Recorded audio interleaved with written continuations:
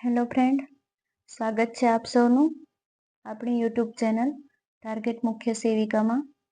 આજે આપણે lecture number 12 જોઈ રહ્યા છીએ. ગુજરાતી વ્યાકરણ, અન્ય પદ પ્રધાન સમાસ આપણે જોવાના છીએ આજે. અગાઉ આપણે સર્વપદ પ્રધાન સમાસ અને એક પદ પ્રધાન સમાસ જોયા છે. આજે આપણે અન્ય પદ પ્રધાન સમાસ જોઈશું. આગળ વધીએ. બધી બહેનોને ઉત્તરાયણની ખૂબ ખૂબ શુભકામનાઓ. જોઈએ ઉપપદ પ્રધાન સમાસ જે એક અન્ય પદ પ્રધાન સમાસ છે. ઓકે, અન્ય પદ પ્રધાન સમાસ એટલે આ સમાસમાં કોઈ પણ પદ પ્રધાન હોતું નથી. વાક્યના અન્ય પદો જોતા ખ્યાલ પડે છે કે કયો સમાસ છે. વાક્યના આધારે ખ્યાલ પડે છે કે આ કયો સમાસ છે. ઓકે, ઉત્તર પદ ક્રિયા કરનાર બતાવે છે અને વિગ્રહ કરતા પદને અંતે નાર પ્રત્યય આવે છે.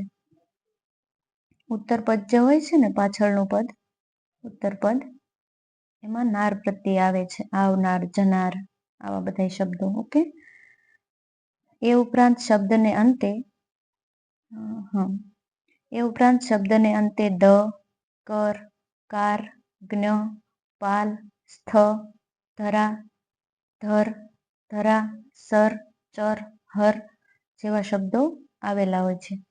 વાક્યને અંતે આવા શબ્દો આવેલા હોય છે, જેના પરથી ખ્યાલ પડે છે કે આ ઉપપદ સમાસ છે. ઓકે, જેના પરથી ખ્યાલ પડી જાય છે. ઉપપદ સમાસમાં આવતા શબ્દો ઉદાહરણ સાથે. દ શબ્દ આવે છે તો એમાં કેવા કેવા ઉદાહરણો આવી શકે એ જોઈએ. દ નો અર્થ થાય છે દેનાર. પાછળ દ હોય એટલે દેનાર એવો અર્થ થાય છે. સુખદ તો સુખ દેનાર. દુઃખદ દુઃખ દેનાર. નિરદ, નિરદ એટલે નીર એટલે જળ અને નિરદ એટલે જળ દેનાર. આવી રીતે દ શબ્દ જ્યારે હોય છે ત્યારે એનો અર્થ આપણે દેનાર કરશું અને આ નાર પ્રત્યય ઉપરથી ખ્યાલ પડશે કે આ ઉપપદ સમાસ છે. ઓકે, આગળ વધીએ. દા, દા શબ્દ આવ્યો જો, એનો અર્થ પણ દેનાર એવો થાય છે. કીર્તિદા, કીર્તિ આપનાર. યશોદા, યશ આપનાર. પ્રેમદા, પ્રેમ આપનાર.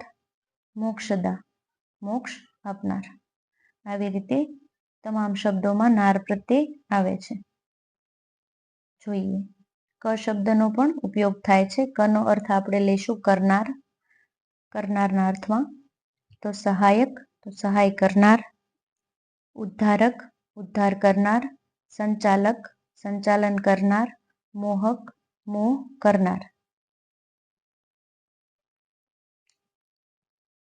હવે કર શબ્દ આવે છે, જોઈએ. ભયંકર ભય કરનાર. દિવાકર દીવો કરનાર. શાંતિકર શાંતિ કરનાર. સુધાકર સુધા કરનાર. તો ઉપપદ સમાસમાં નાર પ્રત્યય દરેક શબ્દોમાં લાગે છે એ આપણને ખ્યાલ પડ્યો. કાર, કાર એટલે પણ કરનાર. ગ્રંથકાર ગ્રંથ કરનાર. કુંભકાર, કુંભ એટલે ઘડો, ઘડો બનાવનાર. કૃષિકાર ખેતી કરનાર. સુવર્ણકાર, સુવર્ણ એટલે સોનું, સોનાને બનાવનાર. પાલ, પાલ શબ્દનો પણ ઉપયોગ થાય છે ઉપપદ સમાસમાં. કઈ રીતે? પાળનારના અર્થમાં પાલ. ગોપાલ ગાયોને પાળનાર. રાજ્યપાલ રાજ્યનું પાલન કરનાર. ગ્રંથપાલ ગ્રંથોનું ધ્યાન રાખનાર. એ ઉપરાંત સ્થ શબ્દનો પણ ઉપયોગ થાય છે. તો સ્થ એટલે રહેનાર. તો ગૃહસ્થ ઘરે રહેનાર. કંઠસ્થ કંઠમાં રહેનાર, યાદ રહી જનાર ટૂંકમાં. મંચસ્થ મંચ પર રહેનાર. સ્વસ્થ એટલે નિરોગી રહેનાર. સ્થ શબ્દ જ્યાં વપરાય છે એ પણ ઉપપદ સમાસ જાણવો. હવે ધર શબ્દના અંતમાં ધર પણ આવે છે, તો એ ધારણ કરનારના અર્થમાં લેવું. ફણીધર ફેણ ધારણ કરનાર. ગદાધર ગદાને ધારણ કરનાર. ધુરંધર ધુરાને ધારણ કરનાર. ધુરા એટલે કે કોઈ પણ જાતની જવાબદારી ધારણ કરનાર. હવે ધરા, તો એનો અર્થ પણ થાય છે ધારણ કરનાર, પણ ઉપપદ સમાસમાં આ શબ્દ પણ લાગે છે. વસુંધરા, વસુને ધારણ કરનાર. યશોધરા, યશને ધારણ કરનાર. એ ઉપરાંત સર નામનો પ્રત્યય પણ લાગે છે, સરનાર. અગ્રેસર એટલે કે આગળ રહેનાર. ચર પ્રત્યય પણ લાગે છે, ચર એટલે ફરનાર. એના એ અર્થમાં આપણે જોઈશું. તો એમાં નિશાચર એટલે કે રાત્રે ચરનાર, અનુચર એટલે અનુકરણ કરનાર, વનચર એટલે વનમાં ચરનાર. જ્ઞ શબ્દનો ઉપયોગ પણ ઉપપદ સમાસમાં થાય છે. કઈ રીતે જોઈએ? જ્ઞ એટલે જાણનાર. સર્વજ્ઞ, સર્વજ્ઞ એટલે બધું જાણનાર. આવી રીતે અલગ અલગ જે આપણે શબ્દો જોયા એ પ્રત્યયો લાગે છે. ફરી વખત આપણે જોઈ લઈએ એમાં કયા કયા શબ્દો લાગ્યા છે. કે દ,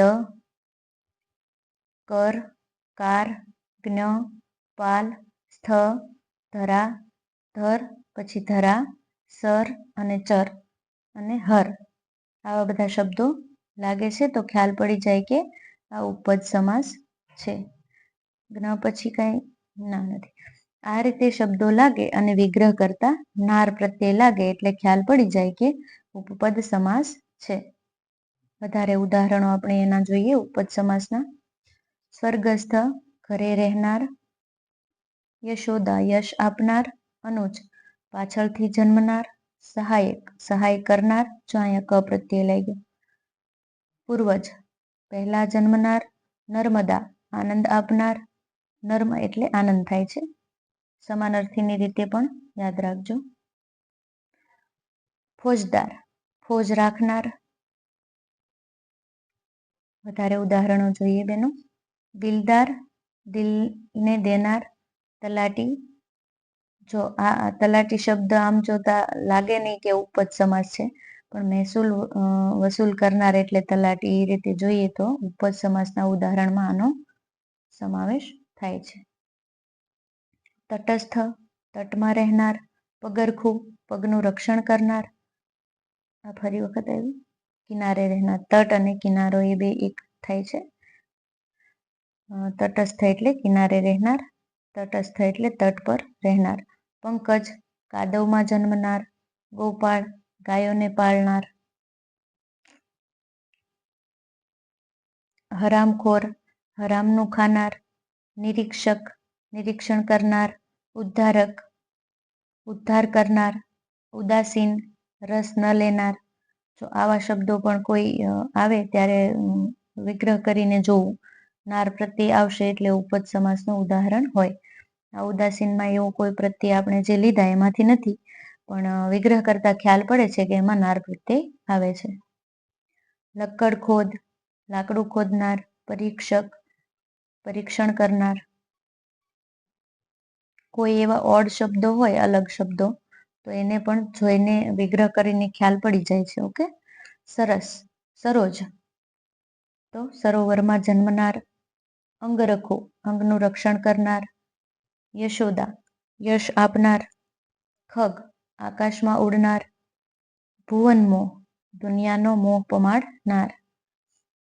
ભયંકર, ભય કરનાર. બંદૂકધારી, બંદૂકને ધારણ કરનાર.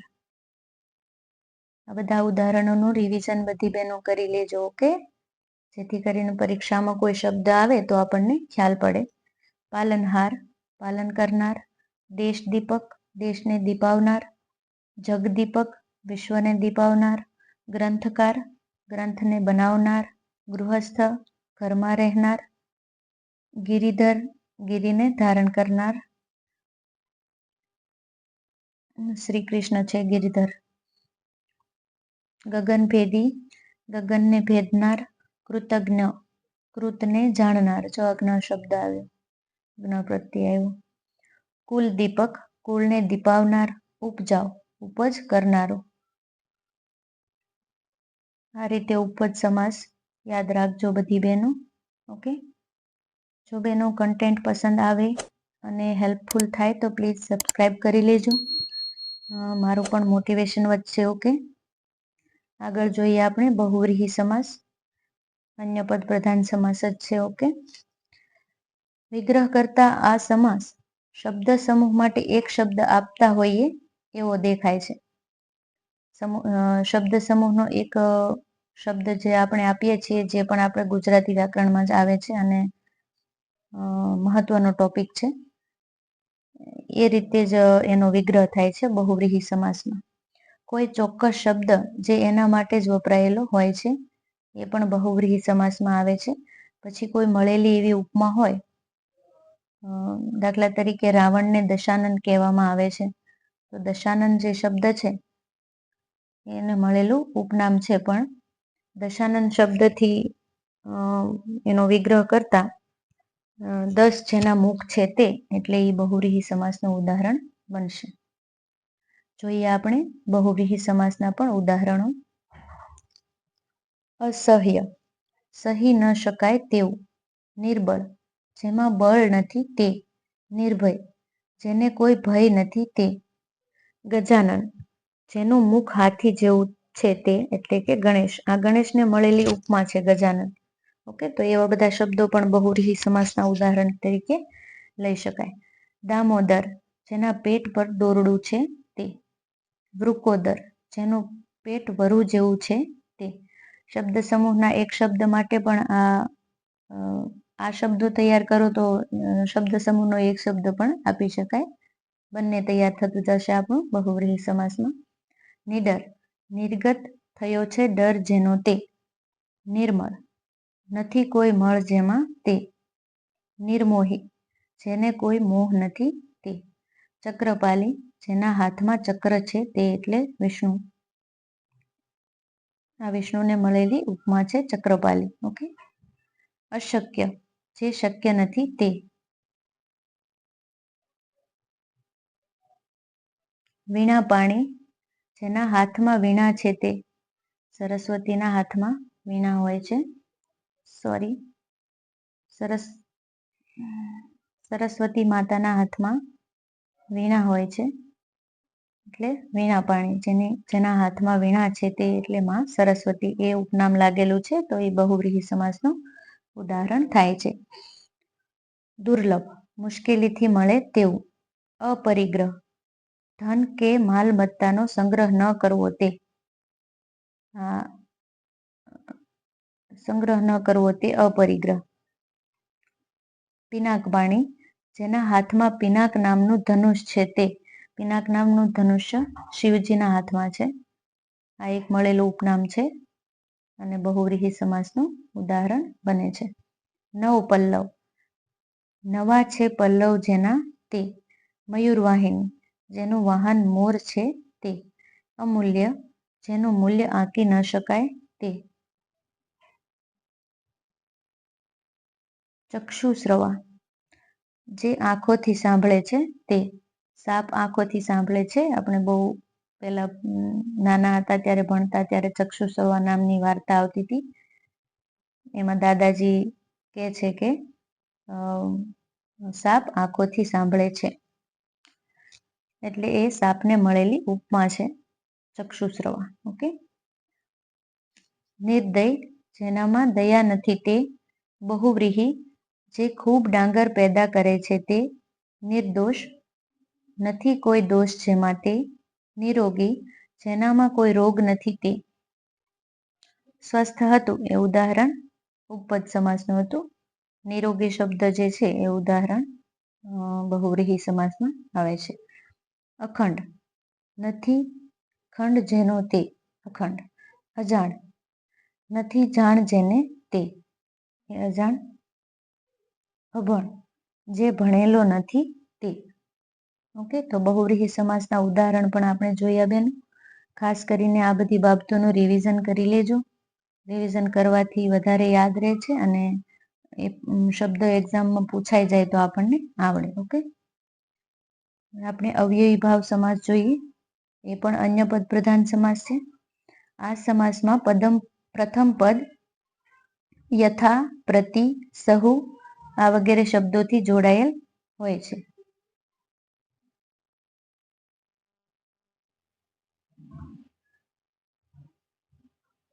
હેલો. અવ્યયી ભાવ સમાસ જોશું બેનો. મારી બેબી ગર્લ જાગી ગઈ હતી એટલા માટે થોડીક સોરી ફોર ડિસ્ટર્બન્સ. આગળ વધીએ આપણે. હવે અવ્યયી ભાવ સમાસ જોઈશું. અન્ય પદ પ્રધાન સમાસ છે અવ્યયી ભાવ સમાસ પણ. આ સમાસમાં પ્રથમ પદ યથા, પ્રતિ, સહુ આ વગેરે શબ્દોથી બનેલ હોય છે. ઓકે. પ્રથમ પદ અવ્યયી હોય છે અને તેનો પ્રભાવ આખા શબ્દ પર જણાય છે. ક્યાં ક્યાં શબ્દો આવે છે જોઈએ. યથા, પ્રમાણે, યથા એટલે પ્રમાણે, પ્રતિ એટલે પ્રત્યેક, સહ એટલે સાથે અને આ એટલે સુધી. આ બધા શબ્દો જે છે એ ખાસ કરીને અવ્યયી ભાવ સમાસમાં આવે છે. આ બધા શબ્દો પરથી ખ્યાલ પડે કે આ સમાસ અવ્યયી ભાવ સમાસ છે. હવે આપણે એના ઉદાહરણો જોઈશું. સહપરિવાર, પરિવાર સાથે, પ્રતિશત, પ્રત્યેક, હજાર, શત એટલે હજાર થાય, જીવનભર, જીવન સુધી, યથાશક્તિ, શક્તિ પ્રમાણે, પ્રતિદિન, પ્રત્યેક દિન, રાતભર, રાત સુધી, સમતોલ, સમાનતોલ. અવ્યયી ભાવ સમાસમાં આ બધા અલગ અલગ પ્રત્યયો દ્વારા ખ્યાલ પડી જાય છે કે આ સમાસ કઈ રીતે ઓળખવો. સવિનય, વિનય સાથે, આજીવન, આજીવન સુધી, સમરૂપ, સમાન રૂપે, સહપાઠી, સાથે ભણનાર, યથામતિ, બુદ્ધિ પ્રમાણે, પ્રતિમાસ, પ્રત્યેક માસ, સશોક, શોક સાથે. આ જન્મ સુધી, યથાક્રમ, ક્રમ પ્રમાણે, પ્રતિવર્ષ, પ્રત્યેક વર્ષ, સહર્ષ, હર્ષ સાથે, આ મરણ, મરણ સુધી, યથાવિધિ, વિધિ પ્રમાણે, દરરોજ, દરેક રોજ, યથાદેશ, દેશ પ્રમાણે, પ્રતિક્ષણ, પ્રત્યેક ક્ષણ, સહવાસ, સાથેવાસ, પ્રત્યેક તો પ્રતિ એક, યથા સમય તો સમય પ્રમાણે, પ્રતિભાવ, પ્રત્યેક ભાવ. આ રીતે વિગ્રહ કરવાનો. પ્રતિક્ષણ, દરેક ક્ષણ, પ્રતિલિપિ, પ્રત્યેક લિપિ, પ્રતિમાસ, પ્રત્યેક માસ, જીવન પર્યંત, જીવન સુધી, પ્રત્યારોપ, ના પ્રત્યે આરોપ, વિધિસર, વિધિ પ્રમાણે, યથાગતિ, ગતિ પ્રમાણે.